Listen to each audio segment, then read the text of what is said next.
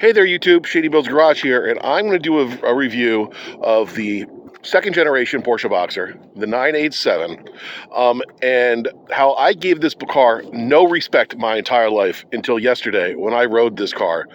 And I think the driving experience of this car is absolutely brilliant. And this has to be, the Boxster has to be the greatest sports car value on the used market. So what we have here is a 2005. It's the first year of the second generation Boxster, or Boxster. And it's a non-S version, which means it has the 240 horsepower, 2.7 liter engine. In the Porsche, the Boxster S, you have a 3.2 engine and 280 horsepower. So I could bore you with all the stats.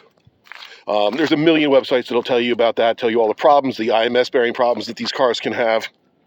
But I'm going to tell you what after driving it for a day, my impressions on this car, and I'm going to let my son, say hi, Chris. Hello. My son, who just turned 18, I'm going to let him take it for a spin and give you his first impressions. He has not driven this car yet. He's never been in it.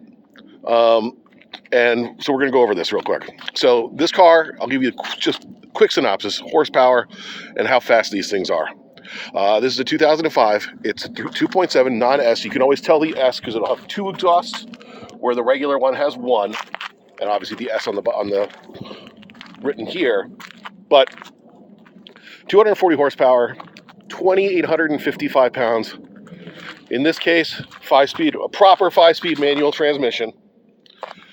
0 to 60, if you read the magazines, between 5.9 and 6.1 seconds, which is pretty damn fast for a 240 horsepower car, even at this weight. And the top speed of 156 to 161 miles an hour, depending on what magazine you read.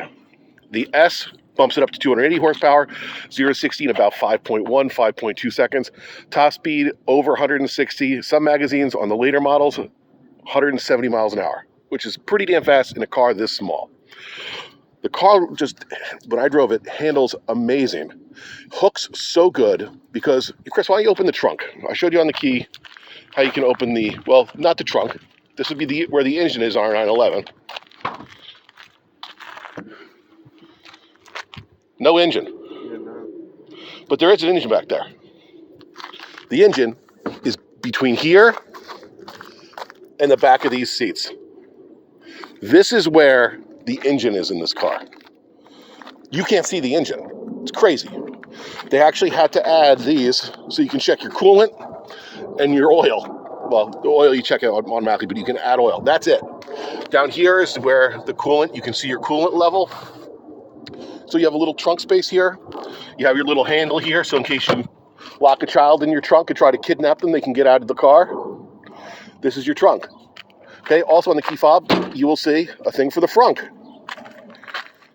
So because that weight is all right here in the middle, this thing handles and just hooks like I can't believe. I'm used to my M5 here with that's 500 horsepower, and I can't get traction for my life.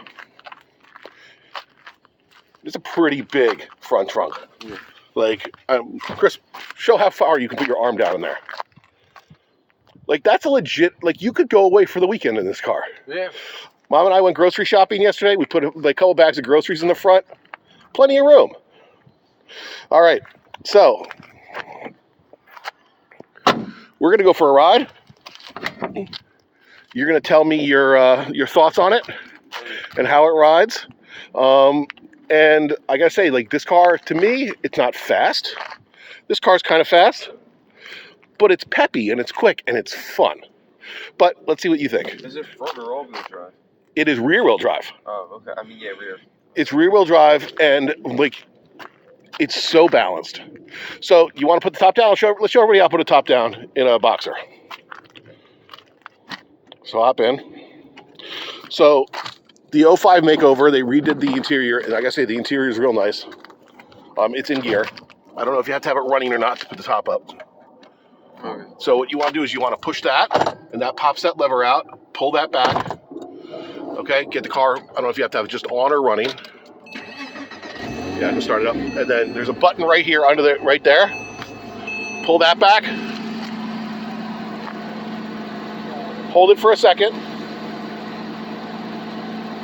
You're probably pushing it the wrong way, Chris, if the top's not going down.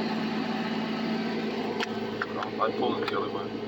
So then try the other way. Okay, hold it. Then go the other way, Chris, if it's not going anywhere. It's not working. Do you have to be not in gear? There, that wasn't all the way open. Okay. And a little gymnastics, keep going. It all folds right down. And bam, you are in convertible mode. So do you want to go for a drive in convertible mode or not convertible mode? It is a balmy 38 degrees here. Oh, Hell no? hell no. All right, well, put the top back up.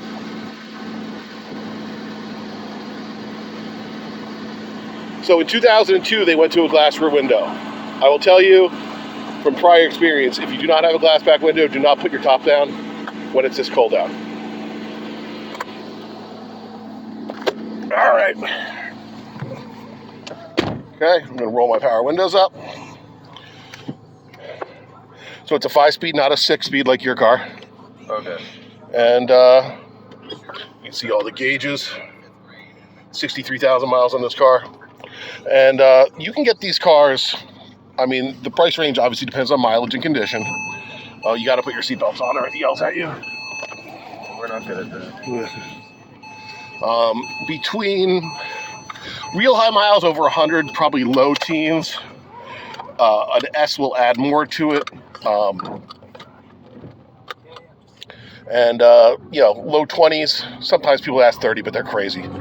So this car was right around $15,000. My friend bought it yesterday, but he's away, so he asked me to pick it up for him. And we'll turn down the radio a little. It kind of feels like the same size as my car. Really? Yeah, like the same size. So my car's kind of small too. Yeah. So Chris has a 2-door Nissan Altima with the 3.5 and a 6-speed manual. So this is going to give up a little power to that, but you have a lot less weight at 2,800 pounds. Yeah. But it drives, to me, it doesn't drive like a go-kart. It drives like a proper, sports car. But when we get it out here on the road, give it a little beans. Okay. Just so you can feel it. And the interior, watch it. I did not know this until my wife and I were out yesterday. If you want cup holders, you push that down, you pull your cup holder out, and then you can even close the little thing back up, put your drink here so it'll spill nicely on your radio. So I did not know this thing had cup holders. I thought Porsche really fought cup holders for a long time. They said that cars are for driving, not for drinking and eating in.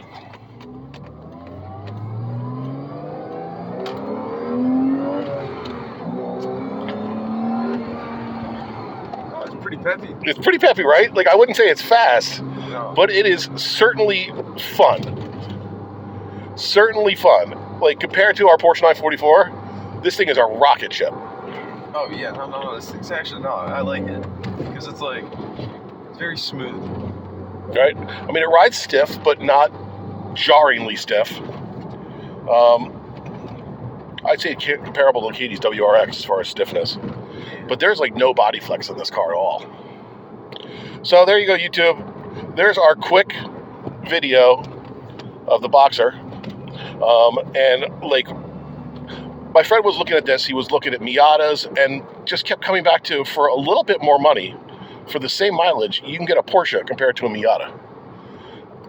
It made it almost a no-brainer, especially if you don't plan on putting 1 million miles on these things. The IMS variant obviously is a problem, but they say it picks between 1% and 3% of cars. The problem is if it goes, you grenade your motor, and that's the end of your motor. It's catastrophic. So you're looking at $4,000 to do it, but you do it when you do a clutch, and then you save some money at least on the labor. All right, Chris, we'll give one more pull here, and then you can tell me what you think. Or tell me what you think, not what I'm thinking. Also, I can say, driving around this thing yesterday, people don't realize how, like, the amount of looks this car got was surprising.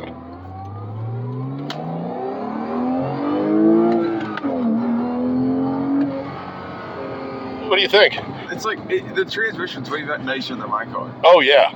Way nicer. And rear-wheel drive, like, it hooks. There was no thought of slippage. Oh, yeah, no. Even though it's 38 degrees and ice in salt-covered roads. It just hooks. Your car, especially because it's front-wheel drive, it just spins. Yes. And you get wheel hop. Oh, yeah, that's when you break in an accident. The suspension on this just feels planted. Like, I don't know. As far as a toy, like, I don't think you can do better than this for the price point. All right, YouTube, thanks for watching.